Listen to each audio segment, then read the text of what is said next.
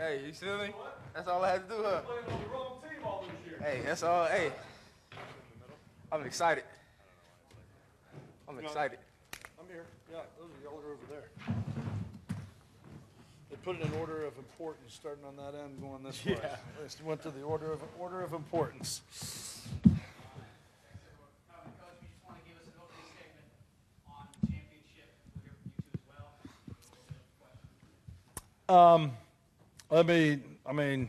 Start by just saying, wow, what an awesome day. What an awesome day.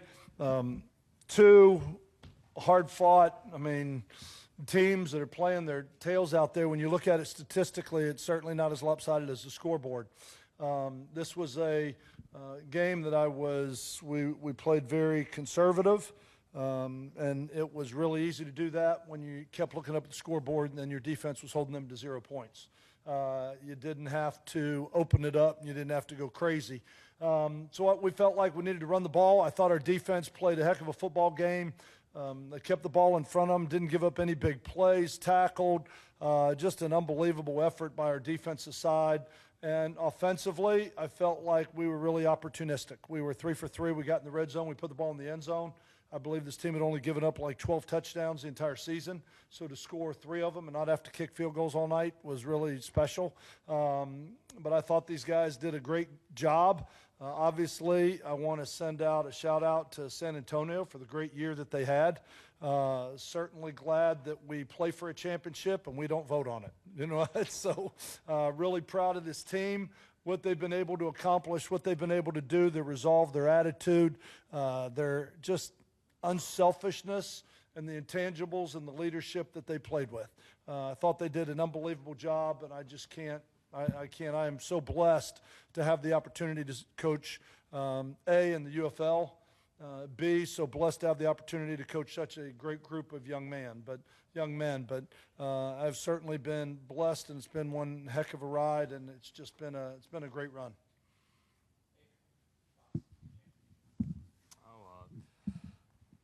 Well, like Coach said, I think our defense played great. It's been, despite it going 11-1. It's been an up and down year in some senses, and I think our team fought through adversity, found a way to get back in our groove. I think Coach told us, maybe it was last week, that we kind of hit a sweet spot on offense midway through the year, and we need to find a way to get back in gear, for playoffs. Find a way to get it done. Find a way to win 1 week, and we did that tonight. And I think our defense has a lot to do with that, and it's a true team effort. So, just thankful to be a Stallion. Thankful to be here, thankful for the UFL, this opportunity. I think it's getting us players exposure that we need, and, love ball, love football. So anytime you get a chance to go out there and do that, it's special. I'm just excited. No, but I'm so grateful to be here. It's such a blessing.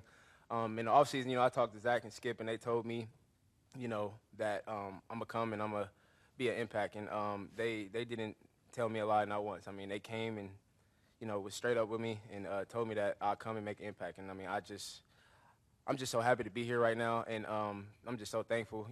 I just can't be more thankful of Skip and Zach and all the football players here in the UFL. I've been playing in the USFL for 2 years and finally the UFL, and it's just been a great experience. And I cannot take any moment for granted because, just before the USFL even started, I was on the couch. I was working for Amazon, and, my life changed in just a snap of a finger. So it's truly a blessing to be here, to be on the Stallions, to get a championship, just to be right here in this moment right now. So I'm just so grateful and thankful for the opportunity.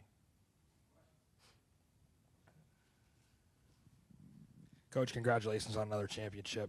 Thank you. You guys have made such a difference in your middle 8 this entire season, whether it's your effort into the half and then clear adjustments that make you look better coming out of the half. Is that something you've kind of preached all year, and what does make this team so good in that middle 8?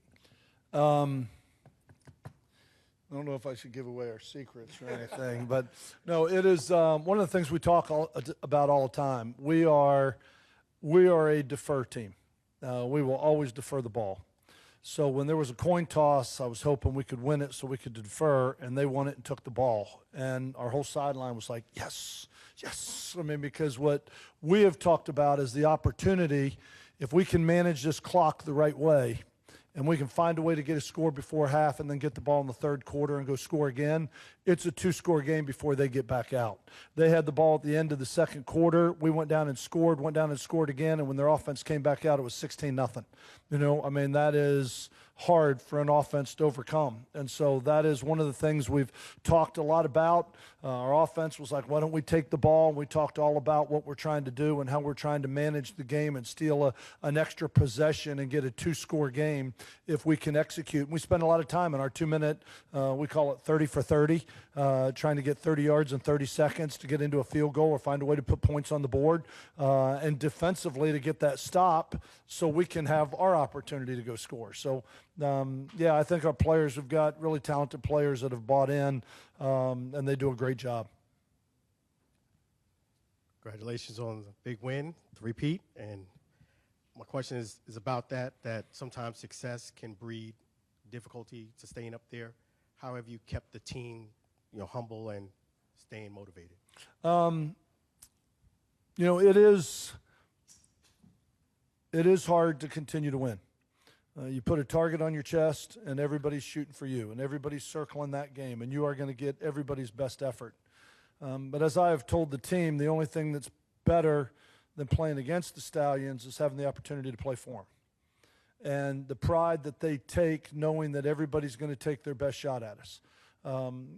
It is stages of a championship you have to go through as a football team. I talked about this a couple weeks ago. But you have to learn how to compete, then you got to learn how to win, but then you got to learn how to handle winning. And that is probably one of the hardest steps to take. But the championship culture really takes off when you learn how to handle winning and your players take over the culture. And that is the buy-in factor in having leadership like the guys on this stage right here, so many guys on this team. That's when, for me, I have the opportunity to be the duck that floats on top of the water, and there's a whole lot of people that are the feet that are paddling like hell underneath to make this thing go forward. You know, I mean, I'm blessed with some great players that we just really have to point them in the right direction, and then they have taken over the rest. It's been a true blessing for me. It's been a lot of fun. I can't tell you how many times I've said it, but this is the best job I've ever had. And I say that. I love these young men that we're coaching. I think they're here because they love ball. I think every one of them has a different why. Like Tez talks about, I was at Amazon, you know, now I'm here. If we brought up our whole team, they could all tell their own story, where they're trying to go, what they're trying to do. And they're hungry, they're respectful, they take notes, they ask questions, they're involved, they want to get better. And for me as a coach, my favorite part of coaching is watching a player and a team develop. And it has been an incredibly rewarding experience for me and a true blessing from God to give me the opportunity to be here. And I'm grateful to Moose, Jim Pop, everybody with the UFL, the USFL, the people that originally put me in place. Like I said, as somebody wrote an article earlier, I'm just a fired football coach. You know what I mean? Just trying to win a game. And question for Adrian Martinez is, I know you love ball, like you said, love playing football. How was that experience to, you know, get a three-peat, but also be given the MVP by Tom Brady? Yeah, it's hard to put into words right now.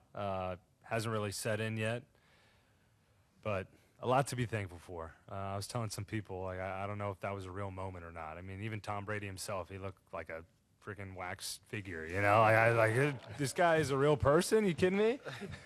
No, but really, pretty fortunate. A lot to be thankful for. And, again, like Coach said, playing on the Stallions, it's a blessing. And so I'm thankful to be here. For the players, what has the UFL done for you guys on a personal level and your development as players as you start thinking about either getting ready for maybe another season of the UFL or getting ready for the next to potentially go to the NFL? It's a developmental lead. So, you know, all of the mistakes and, you know, the write-ups that you had coming out of college, you know, you're able to come here and fix them and, you know, prove the people who put those reports out there wrong. I mean, so it's just a great opportunity. Like I said, I mean, I was driving Amazon trucks. You know, from being nobody to somebody in a matter of a year. I mean, it just tells you how quick God can just change your life in a matter of, you know, a month or two. So I just say it's a lead of opportunity and it's a lead of development. And obviously you can see here guys who've gotten every single probably guy in our locker room gotten cut from the NFL roster. And, you know, we just want to keep developing and keep getting better. And I feel like we're getting there. Obviously we still have a lot to learn, but we're going to keep working. And as you can see, we worked ourselves all the way here and we're going to continue to do that. Yeah, I mean, to piggyback off that, I don't think anyone in this league is a finished product. And I think a lot of guys get written off, and we come here to prove them wrong. And so I think a lot of guys on our football team had a chip on their shoulder coming in here, wanting to prove people wrong and prove that they can continue to get better and be a player at the next level. Kiava, obviously, San Antonio has some really dynamic offensive players. One in particular, Anthony McFarland, maybe one of the most dynamic offensive players other than the guy sitting beside you in this league.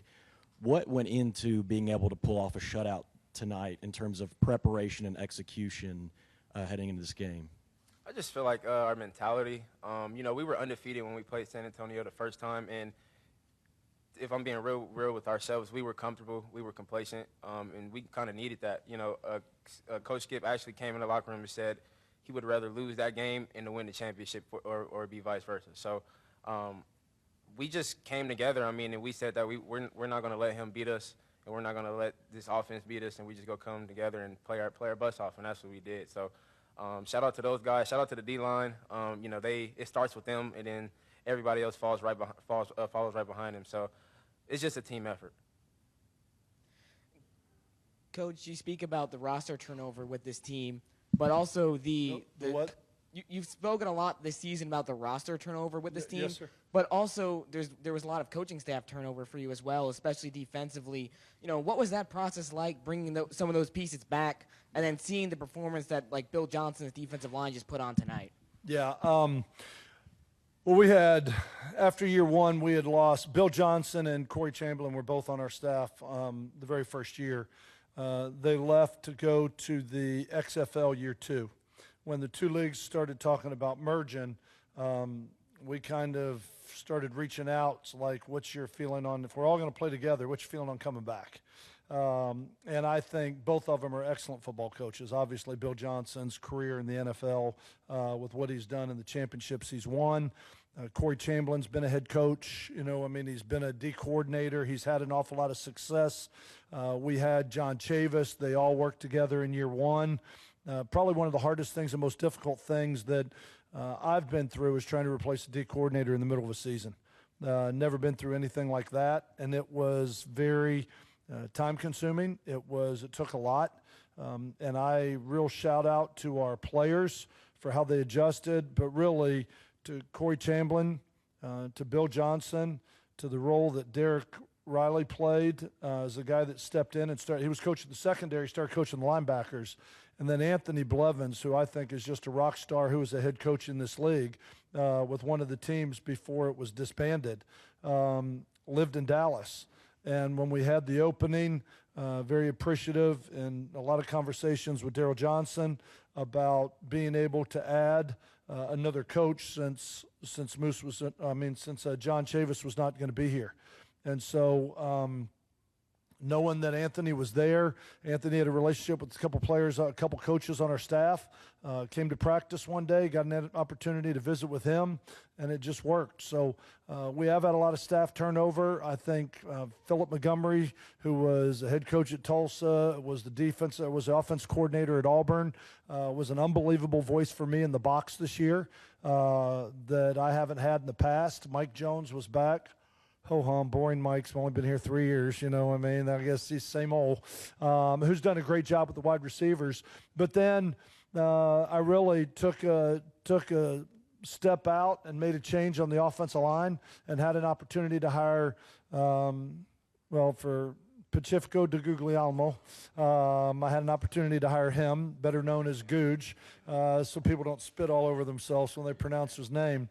But Googe is a lot like Bill Johnson. He's been in the NFL about 16 years.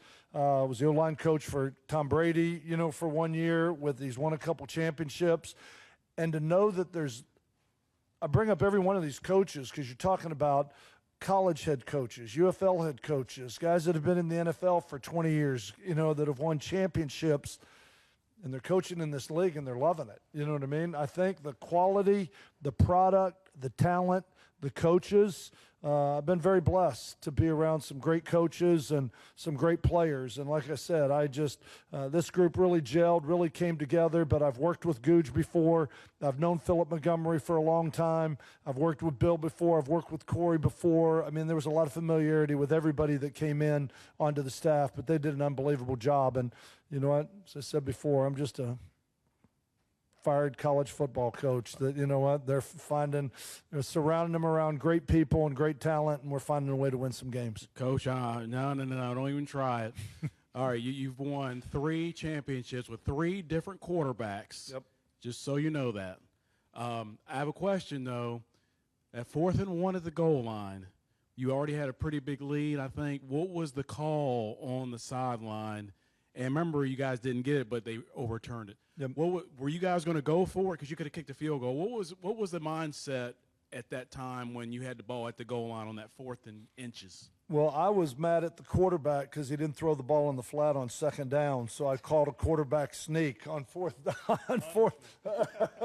It was punishment for not throwing it in the flat. It was a quarterback sneak. I mean, you know, we had run it. We had Coach Googe and I were taught there was a couple busts.